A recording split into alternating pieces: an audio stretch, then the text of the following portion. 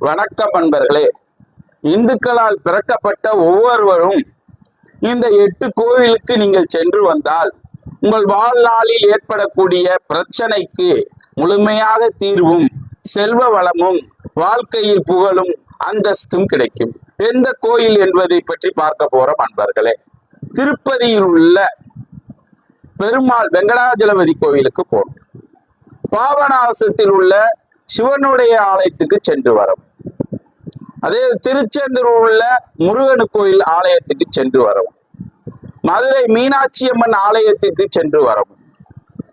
அது மட்டுமல்ல அன்பர்களே, காளகஸ்தி, திருப்பதி காளகஸ்தி, திருநள்ளாறில் உள்ள சனி பகவானுடைய ஆலயம், இந்த 8 ஸ்ரீரங்கத்தில் உள்ள பெருமாள் ஆலயம், இந்த 8 ஆலயத்திற்கு எவன் ஒருவர் சென்று வருகிறானோ அவன் இந்த வாழ்நாளில் இந்துக்களால் பிறக்கப்பட்ட